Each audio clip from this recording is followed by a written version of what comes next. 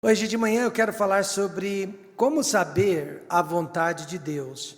Abram a Bíblia em 1 Samuel 24, nós vamos fazer essa leitura, 1 Samuel 24, a partir do versículo 1.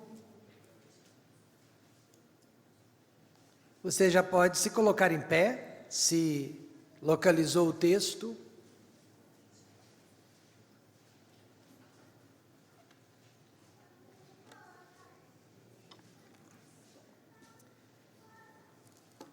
A palavra de Deus diz assim: E sucedeu que, voltando Saúl de perseguir os filisteus, anunciaram-lhe dizendo: Eis que Davi está no deserto de En-Gedi.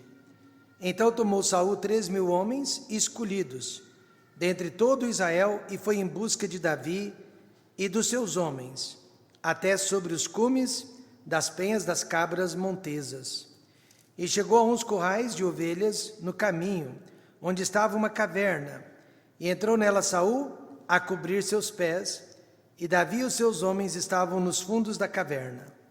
Então os homens de Davi lhe disseram: Eis aqui o dia do qual o Senhor te diz: Eis que te dou o teu inimigo nas tuas mãos, e far-lhe-ás como te parecer bem aos teus olhos. E levantou-se Davi e mansamente cortou a orla do manto de Saúl. Sucedeu, porém, que depois o coração doeu a Davi por ter cortado a orla do manto de Saúl. E disse aos seus homens: O Senhor me guarde de que eu faça tal coisa ao meu senhor, ao ungido do Senhor, estendendo eu a minha mão contra ele, pois é ungido do Senhor. Se você me permitir, eu vou parafrasear este versículo, tá? Para o seu melhor entendimento. E disse Davi aos seus soldados: Deus me guarde de que eu faça tal coisa a Saúl, ao escolhido de Deus, estendendo eu a minha mão contra Saúl, pois Saúl é ungido de Deus. E com estas palavras, Davi conteve os seus homens e não lhes permitiu que se levantassem contra Saúl. E Saúl se levantou da caverna e prosseguiu o seu caminho. Querido Deus, eterno Pai, vamos falar sobre a vontade de Deus.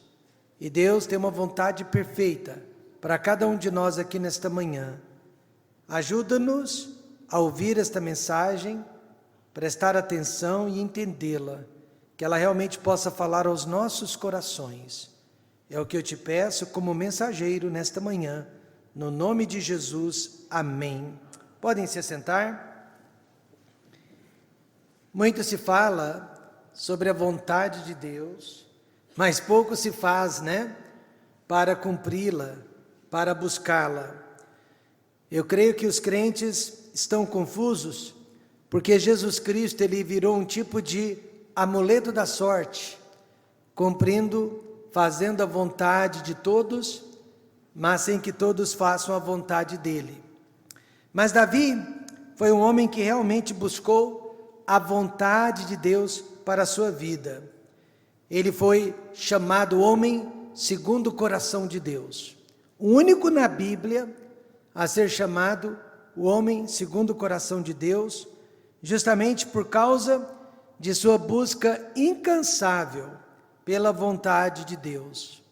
Davi acordava todos os dias querendo saber qual era a vontade de Deus para a vida dele naquele dia. Eu quero que você saiba nesta manhã que a vontade de Deus é um certo tipo de quebra-cabeça, cuja montagem depende de muitos e não de poucos detalhes. No caso de Davi, o plano de Deus é que um dia ele se tornasse o rei de Israel. Não só isso, mas também o pai do Messias de Israel. Mas antes disso, Davi iria precisar passar por muitas situações atípicas, muitas situações de provações e de dificuldades. Deus também tem um plano maior para a sua vida e para a minha vida. Ainda que a vontade de Deus seja a mesma para todos, o plano dele não é. O plano dele é exclusivo. Somente eu posso cumprir o plano que Deus estabeleceu para a minha vida. E somente eu posso impedir que este plano seja realizado, seja executado. Deus tem um plano perfeito para o seu casamento, sua profissão, para o seu ministério, para a criação de seus filhos.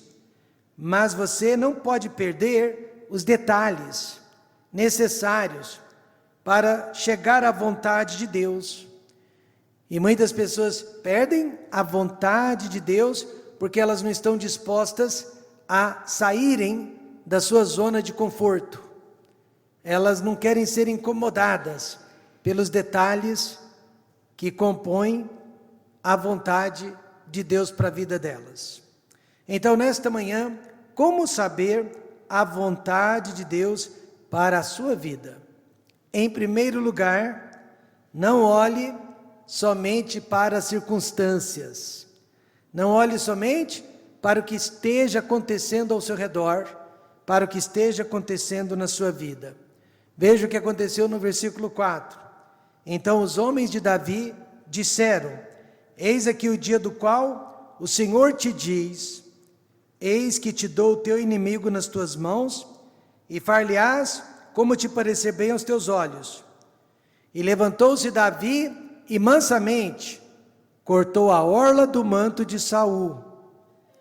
A julgar por esta situação, a julgar por este momento, Davi deveria sim ter tirado a vida de Saul, deveria tê-lo matado, e não teria sido homicídio, não teria sido um crime, teria sido apenas legítima defesa, pois já havia uma guerra oficial declarada entre eles. Davi estava fugindo para não ser morto, para não ser pego pelo exército de Saul.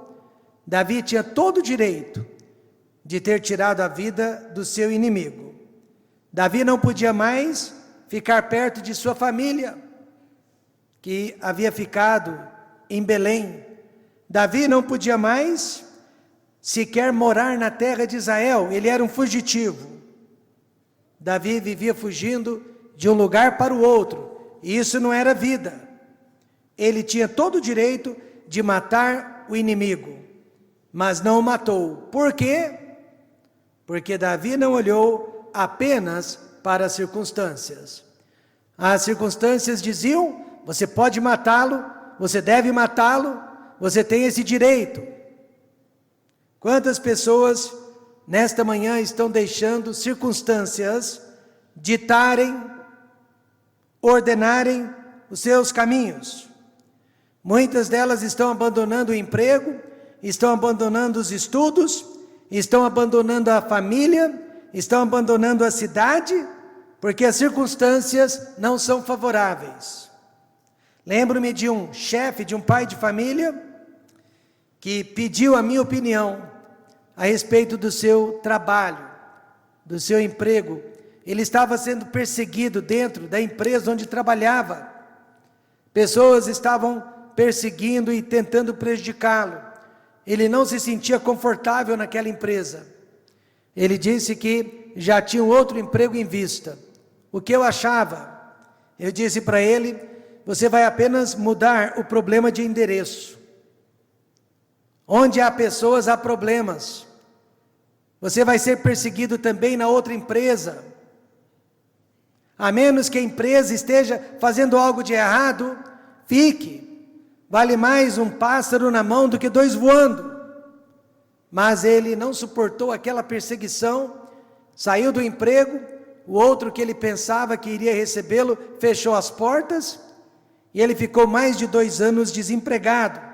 E sempre que me via, ele dizia: eu deveria tê-lo ouvido, eu deveria tê-lo ouvido, mas ele não me ouviu, porque ele deixou com que as circunstâncias ditassem os seus procedimentos. Ele permitiu que os acontecimentos liderassem o seu caminho. Mas nesta manhã, por que não deveríamos olhar somente para as circunstâncias? Primeira razão, porque circunstâncias podem estar apenas provando a nossa fé. Deus usa, irmãos, os acontecimentos da vida para ver se nós somos verdadeiros ou não, para saber do que nós somos feitos. Davi passou no teste. Veja o que ele diz no versículo 6. O Senhor me guarde de que eu faça tal coisa ao meu Senhor, ao ungido do Senhor, estendendo eu a minha mão contra ele, pois é o ungido do Senhor. Ao invés de fazer justiça com as próprias mãos, Davi confiou plenamente nas mãos de Deus. O que você teria feito no lugar de Davi? Geralmente, a decisão mais fácil é a decisão que nós tomamos. É mais fácil interromper um casamento do que lutar por ele. É mais fácil ser inimigo do que manter uma amizade. É mais fácil destruir do que construir. Circunstâncias provam a nossa substância e a nossa essência. Quando Deus deixou o rei Ezequias sozinho por conta própria para descobrir o que havia dentro do coração do rei, o que aconteceu? Veja, 2 Crônicas 32, verso 31 diz: contudo, no tocante aos embaixadores e príncipes de Babilônia, que foram enviados a ele a perguntarem acerca do prodígio que se fez naquela terra, Deus o desamparou para tentá-lo, para saber tudo o que havia no seu coração. Ezequias havia sido curado de uma doença incurável. Ezequias havia conquistado uma bênção milagrosa. Quando esses estrangeiros chegaram em Jerusalém, Ezequias abriu o coração para eles, abriu as portas do templo para eles, mostrando tudo o que havia em Jerusalém. Ezequias estava tão eufórico, tão feliz, tão cheio de si mesmo, que ele se esqueceu do mandamento de Deus, ele se esqueceu da lei de Israel, ele se esqueceu do seu compromisso para com a segurança nacional de Israel, e abriu as portas para os inimigos, para os estrangeiros. Por quê? Porque ele havia sido deixado sozinho. Deus descobriu o que havia dentro daquele coração. E o que nós vamos fazer quando Deus também nos deixar sozinhos? O que Deus vai descobrir a nosso respeito? Circunstâncias podem estar testando a nossa fé, e segundo, circunstâncias podem também proceder do maligno. Nem sempre vem de Deus. Às vezes é um emprego que nos tira da igreja. Às vezes é um namoro fora da vontade de Deus. Às vezes é um convite para mudarmos de cidade. De acordo com os seus soldados, Deus queria que Davi matasse o rei Saul. Ainda bem que Davi não deu ouvidos aos seus homens, pois aquele conselho não vinha de Deus. Mas os homens até disseram: eis aqui o dia do qual o Senhor te diz. Eles usaram Deus para convencer Davi a matar o seu inimigo. Mas Deus não estava dizendo nada daquilo. Satanás sabia que se Davi matasse o rei Saul, Davi não seria melhor que o rei Saul. Se Davi tivesse tirado a vida de Saul, ele jamais seria um homem segundo o coração de Deus. Ele não seria melhor do que o seu próprio inimigo e não serviria para fazer parte da linhagem do Messias de Israel. Meus amados irmãos, quando Deus prova um ser humano, é para revelar o que há de melhor dentro de nós, amém? Mas quando Satanás prova um ser humano, é para revelar o que há de pior dentro daquela pessoa. Deus quer ver o que há de melhor, Satanás quer ver o que há de pior dentro de nós. Se a Fiat fosse testar um carro da Chevrolet, você acha que a Fiat iria buscar pelas melhores qualidades ou pelos maiores defeitos daquele carro? A Fiat iria buscar pelos defeitos da Chevrolet e vice-versa.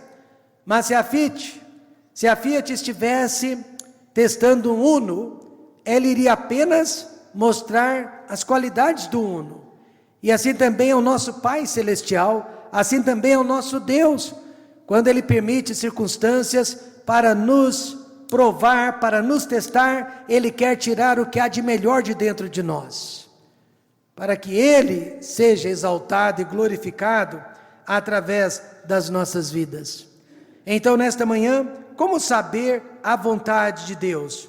Não devemos olhar só para as circunstâncias, porque Satanás é o príncipe deste mundo, e ele tem poder sobre as coisas que acontecem ao nosso redor. Circunstâncias não podem determinar o nosso futuro, circunstâncias não podem ditar as nossas decisões. Por isso, em segundo lugar, não olhe também só para os conselhos. Não olhe só para os conselhos. Alguém sabiamente disse: o homem sábio procura por muitos conselhos, mas o tolo procura seguir tudo que ouve. Só o tolo, segue tudo que escuta. O melhor conselho que existe é aquele conselho tirado, extraído de dentro da palavra de Deus. O rei Davi disse no Salmo 119, verso 99, tenho mais entendimento do que todos os meus mestres, porque os teus testemunhos são a minha meditação. O que ele quis dizer com isso? Olha, nós não queremos saber se você tem PhD, se você tem formação acadêmica, nós não queremos saber se você é pastor, profeta, profetiza ou apóstolo, nós queremos saber o que a palavra de Deus diz. Nós queremos saber o que este livro está nos ensinando, porque o bom conselheiro não é aquele que dá conselhos, mas é aquele que recita a palavra de Deus. O bom conselheiro é aquele que recita o que a palavra de Deus já diz. Os homens de Davi disseram: Deus está lhe dizendo, mate o rei Saul. Mas Davi conhecia Deus, e conhecia a palavra de Deus, e sabia que Deus não estava por detrás daquele conselho. Amém, irmãos?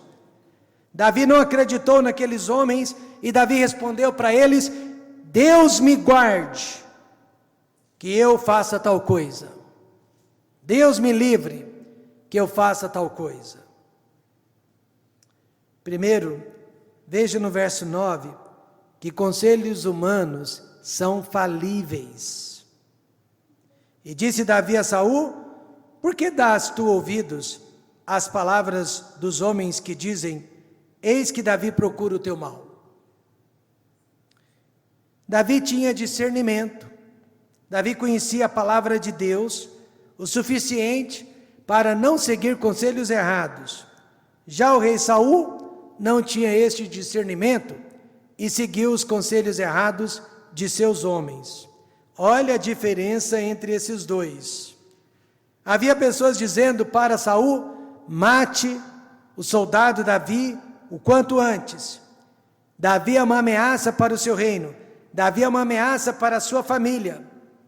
Só que mais tarde, esses mesmos homens que incitaram o rei Saul contra Davi, se voltaram contra Saul, e Saul, se vendo sozinho, morreu no monte Gilboa. Às vezes as pessoas têm boas intenções, mas não têm discernimento espiritual para nos aconselhar.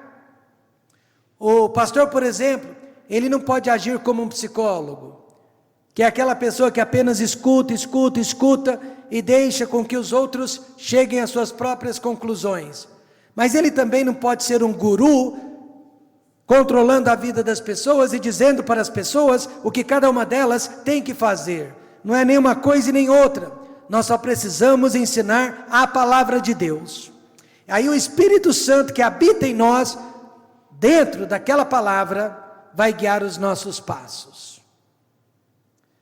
Nós tínhamos uma jovem que veio parar na nossa igreja, mas antes disso, ela frequentava uma outra igreja, uma outra denominação religiosa, onde o líder espiritual controlava a vida das pessoas. Para essa moça, inclusive, ele havia dito: você tem que me obedecer, você tem que morar em tal cidade, e você jamais poderá voltar para a sua casa.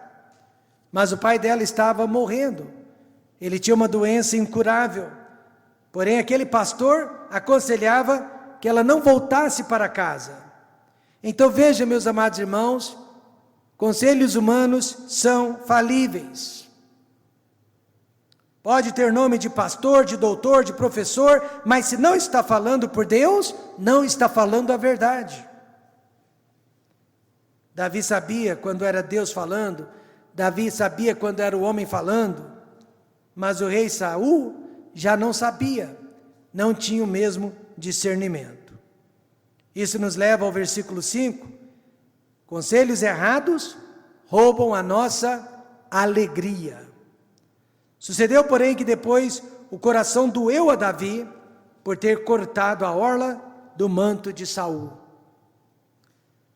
Davi não matou o rei Saul, como seus homens queriam, mas ele humilhou o rei Saul, cortando um pedacinho da roupa do rei, enquanto esse estava descansando. Mas quando Davi percebeu o que ele havia feito, sentiu muita tristeza no coração. Agora imagine, Davi sentiu tristeza por ter cortado um pedacinho da roupa do rei. Imagine então se ele tivesse tirado a vida do rei, como seus homens pediram que ele fizesse. Davi sabia muito bem que não deveria seguir aquele conselho. Veja o que ele disse no Salmo 1, verso 1. Bem-aventurado o homem que não anda segundo o conselho dos ímpios, nem se detém no caminho dos pecadores, nem se assenta na roda dos escarnecedores. Quantas pessoas ainda nesta manhã estão tristes, estão vivendo na tristeza, porque seguiram o conselho errado de alguém? Como saber nesta manhã se as pessoas não estão nos dando conselhos errados? Isaías 8, verso 20 responde: à lei e ao testemunho, se eles não falarem segundo esta palavra, é porque não há luz neles. Nós queremos conselheiros que falem segundo esta palavra. Nós queremos conselhos extraídos desta palavra, porque somente esta palavra é a palavra de Deus. Nunca me esqueço, uma senhora precisava de conselhos, precisava de direção. O primeiro pastor foi visitá-la, disse tudo que ela precisava fazer, mas ela não lhe deu ouvidos, ela não acreditou nos seus conselhos. O segundo pastor foi visitá-la e praticamente repetiu tudo que o primeiro pastor havia falado, mas desta vez ela ouviu, desta vez ela aplicou, ela seguiu.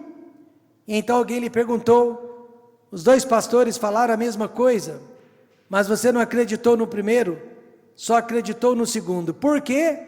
Ela disse: porque o primeiro entrou de mãos vazias e falou apenas de sua boca. O segundo entrou segurando a Bíblia e falou segundo a palavra de Deus.